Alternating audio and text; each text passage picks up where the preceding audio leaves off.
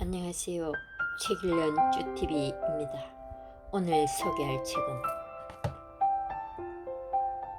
그럴 수 있어 입니다. 지연이는 양희연, 펴낸 곳은 웅진지식하우스입니다. 저자는 세대와 장르를 뛰어넘는 50년차 가수입니다. MBC 라디오 여성시대를 24년째 지키고 있는 라디오 DJ이기도 합니다. 19살 때부터 소녀가장이 되어 무대에 섰습니다. 지금부터 책 속으로 들어가 보겠습니다. 이별 연습. 최근에 여성학자 오한숙희가 어머니의 장례를 치르고 나서 이런 이야기를 해주었다.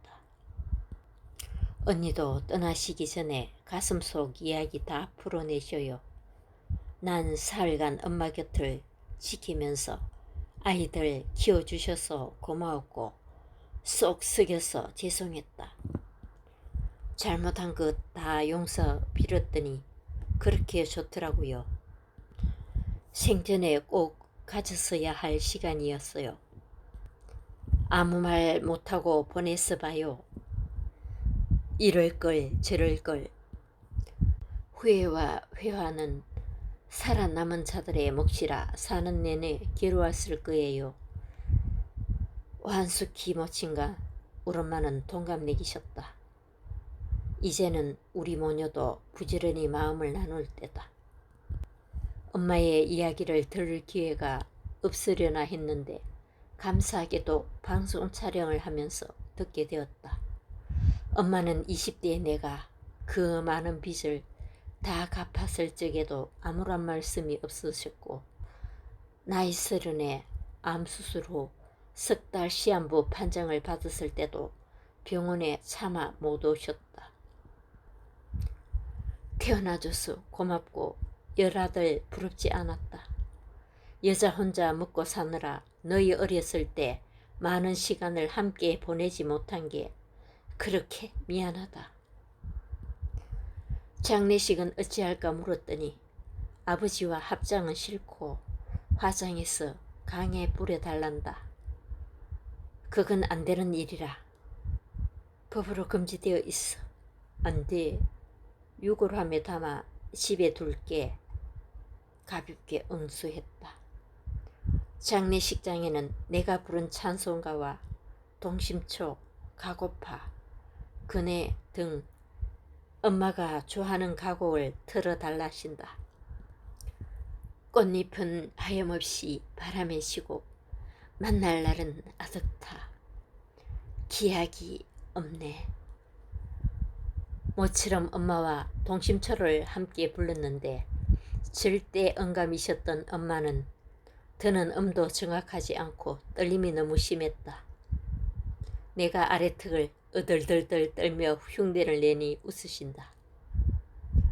방송에 나가고 엄마랑 둘이 마지막 치를 의식에 대해 이야기를 나눈 게 찡하더라는 감상평이 많았다.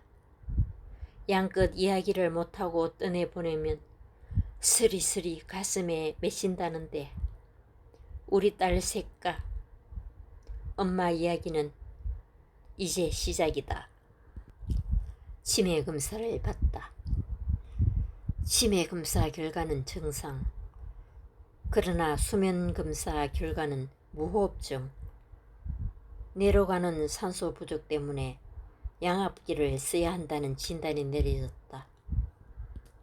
무릎이 아프니까 행동이 꿈트고 기억력도 흐려져 속으로 챙겨야 할 물건들을 대내며 복창한다. 그런데도 안경, 휴대폰, 신용카드 중 한 가지는 꼭 빠뜨린다. 한 번에 깔끔하게 집을 나서는 법이 없다. 문 닫고 나왔다가 다시 들어가기를 2번 한다. 점점 몸과 마음이 더뎌짐을 실감한다. 하지만 순리대로 시드는 것이니 어쩌겠는가. 다행인 것은 치매 예방에 좋은 몇 가지 활동을 내가 직업으로 삼고 있다는 점이다. 큰 소리로 책 읽기, 여성시대 편지배달. 사람들과 이야기 나누기, 좋아하는 일을 즐겁게 하기, 노래하기. 그렇게 생각하니 늘 내 앞에 마이크가 놓여 있다는 것, 일트가 있다는 것, 노래를 불러달라고 불러주는 이들이 있다는 것이 행운임을 새삼되새긴다.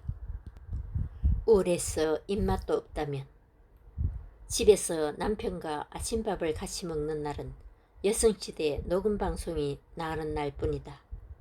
일주일에 닷새는 따로따로 식사해야 한다. 난 나대로 아침 일찍 강아지 밥 주고 남편의 도시락 싸고 아침 커리를 챙겨 방송국으로 향한다. 아침 식사는 가래떡 구운 것, 아니면 빵이나 시리얼, 과일, 샐러드, 커피다. 뱃속이 든든해야 일도 잘 되고 남이 먹는 걸 보며 괜시니 침을 꼴딱꼴딱 삼키지 않게 된다. 남이야 뭘 어찌 끓여 먹고 살든지 내 입에 맞는 반찬 두어 가지면 세상 돌아가는 일이 덜 어지럽고 무게중심 잡기도 쉽다. 잘 먹어야 기운이 나고 싸울 때 싸울 수도 있는 거다. 나에게는 집밥 기운이 든든해야 세상에서 자기 몫을 한다는 믿음이 있다. 소박해도 집밥, 고단해도 집밥이 최고다. 뭐니 해도 밥심, 뵙심이 있어야 한다. 몸과 마음이 축났을 때 나는 이렇게 먹는다. 우울할 때는 요리를 덜 하는 쪽으로 간다. 채소를 사와서 쌈장에다가 각종 견과류를 부숴놓고 맛있게 만들어 쌈을 싸먹는다. 우적우적 볼이 터지도록 가득히 먹는다.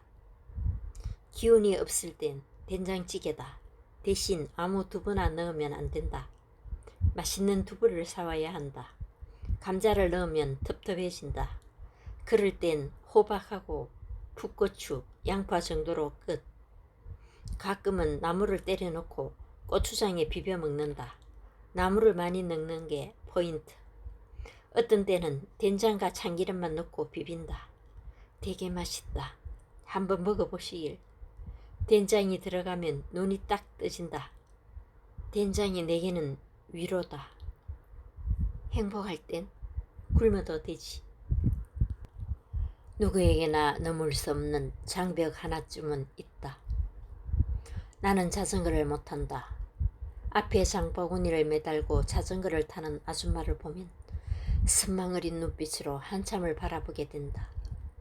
사실 23년 전 올림픽 공원 안에 있는 송파 어머니 자전거 교실에 다닌 적이 있다.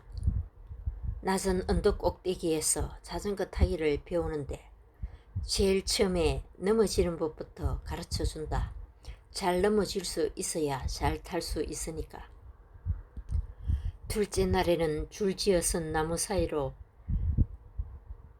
S자로 지나가는 법을 배웠다. 워낙 겁이 많아 체격 좋은 여자 선생님이 뒤를 잡아준 덕분에 그래도 진도는 나갈 수 있었는데 벤치에서 그것을 보는 남학생들 여럿이 희죽거렸다. 창피한 건 창피한 거고 자전거는 자전거니 별로 개의치 않았다. 그러던 어느 순간 우와! 탄다! 탄다! 하는 소리가 들려 뒤를 보니 내 자전거 꽁무니를 잡아주던 선생님이 없었다. 그 사실을 깨닫자마자 바로 휘청거리며 넘어졌다. 나흘째 되던 날 혼자 공원 둘레를 한 바퀴 도는데 성공해 마침내 수료증을 품에 안을 수 있었다. 수료 기념으로 친구가 연습해서 앞으로 잘 타라며 예쁜 연두색 자전거를 사주었지만 접이식이라 내 정치에는 위험할 수 있다기에 바라만 보는 자전거가 되었다. 하도 답답해서 뒤에 보조바퀴를 달고 동네를 다녔지만 그것도 위험하다고 해서 그냥 보고만 있다. 그러다가 아주 튼실한 물건으로 한 대 더 샀는데 그것도 역시 보관하고 있다. 나와 마찬가지로 자전거 타기가 소원이었던 이성민은 소원을 풀겠다며 보조바퀴가 달린 자전거를 타고 달리다가 넘어져 손목 골절상을 크게 입었다. 부러진 뼈를 쇠로 고정시키고 1년 뒤에 다시 쇠를 제거하는 수술 과정까지 지켜보고 나는 자전거 타기를 접었다. 스포츠 만능인 가수 전영록도 누나 자전거 타지 말아요. 사고가 은근히 많이 나요. 나도 손목 골절상 당하고 순간 안압이 올라서 백내장이 와가지고 수술까지 했다니까요. 이러니 접을 수밖에. 나이 70 넘어 94세 노모를 모시고 사는데 혹시라도 골절상을 입으면 곤란하다. 누구에게나 넘을 수 없는 장벽 하나쯤은 있다. 자전거 타기, 수영, 서핑, 영어, 취업, 좁혀지지 않는 사람과 사람 사이, 용서 등등. 그것만 할 줄 알면 세상 무서울 게 없을 것 같은데 참 뛰어넘기가 어렵다. 나는 여전히 자전거를 못 타지만 인생 철학은 한 수 배웠다. 자전거 수업 첫날에 들었던 얘기다. 1. 쓸데없이 목과 어깨에 힘주지 말 것. 2. 자기 발 아래를 내려다보지 말고 시선을 제일 멀리 앞에 둘 것. 3. 늘 원치 않은 방향으로 간다는 것. 내 자전거는 항상 내 인생처럼 엉뚱한 데로 갔다. 그럴 수 있어. 가끔 친한 연예인 동료들이 속상한 일을 터놓으려 온다. 아니 어떻게 사람이 그럴 수 있어. 살다 보면 속상한 일, 억울한 일, 답답한 일이 좀 많을까. 같이 시원하게 화도 내고 욕도 해주다가 야 그러라 그래 하며 풀어주기도 한다. 그럴 수 있어. 너도 그 입장이 돼봐 하기도 한다. 그 말을 개그맨 후배들이 흉내내면서 이제는 나를 모사하는 그이들의 말투를 내가 모사할 정도가 되었다. 그러라 그래를 내고 주변에서 그럴 수 있어도 내라고 난리였는데 이렇게 책으로 나오니 감회가 새롭다. 책교중에 정신없이 하루를 보내던 어느 날 분유를 훔친 미혼모의 이야기를 뉴스에서 보게 되었다. 마트에서 분유와 식료품, 기저귀 등을 훔쳐 붙잡힌 여성에게 자초지종을 물으니 집에 10시간째 아무것도 먹지 못하고 있는 갓난아이가 있어서 그랬단다. 경찰이 집에 가보니 그곳에 정말 3개월 된 아이가 울고 있었다. 내가 그 상황이었다면 어땠을까? 50년 넘게 노래를 하면서 노래를 하나를 만드는데 여러 의견이 섞이고 각자의 입장이 다른 것을 본다. 프로듀서는 프로듀서대로, 작곡자는 작곡자대로, 편곡자는 편곡자대로, 연주팀은 연주팀대로 다 입장이 다르지만 목적은 같다. 좋은 노래를 만드는 것. 그러니 내 입장만, 내 의견만 옳다고 할 수 없다는 걸 알았다. 모든 건 상대적이지 않나. 나에게 불합리하다고 느껴지는 일도 상대의 상황과 입장을 헤아려 보면 들끓던 속도 누그러진다. 하물며 친구도, 사랑도, 일도, 가족도 다 저 사느라 그랬겠지. 상처 주고 싶어서 줬던 사람이 있었을까.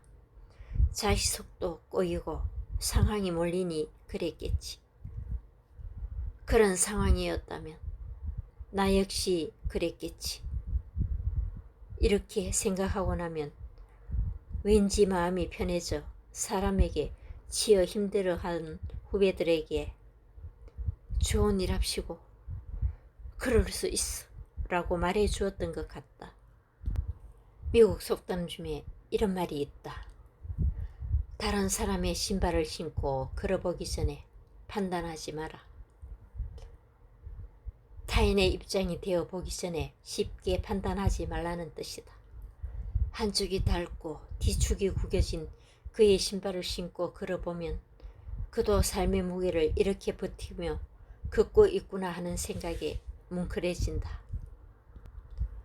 내 인생도 여러 번 꺾이고 뜻대로 맞아 떨어진 적도 드문데 하물며 다른 일하고 안 그럴까? 그러면 안 되지를 그럴 수 있어 로 바꾸면 상황은 미워해도 그 사람을 죽도록 미워하지 않게는 되더라.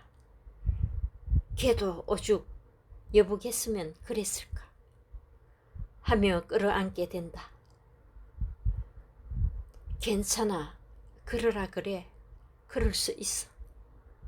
칠순 생일. 평소 친하게 지내는 이승미, 김혜영, 최유라가 칠순 선물로 뭘 해줄까 묻기에 유산균, 눈에 좋은 루테인, 오메가3, 얼굴 비누와 스킨 등을 얘기했다. 이제는 갖고 싶은 값비싼 물건도 없다. 간만에 유일하게 전원이 모인 자리였다. 후배 셋은 꼭 축하해주고 싶은 우리의 칠순 언니의 얼굴을 보니 눈물나게 뭉클하고 준비한 자신들이 기특해 서로 끌어안았단다. 이 나이에 꽃갈 모자를 쓴 나도 행복했다. 칠순 생일이라고 뭐 별건가? 좋은 사람 만나서 마음 나누니 그걸로 충분했다. 동료들의 진심 어린 축하가 가슴으로 전해지니 내가 잘 살아오긴 했네 싶었다. 선물을 준비하며 너무 행복했다며 사랑하는 후배 셋이 웃었다. 내 70번째 생일은 언제나처럼 가장 가깝고 편한 사람들과 기쁨을 나누며 그렇게 지나갔다. 양희은 씨가 20, 30대에 고생을 많이 하다가 나이 들어서 재미있게 열심히 사는 모습이 보기가 참 좋습니다. 감사합니다.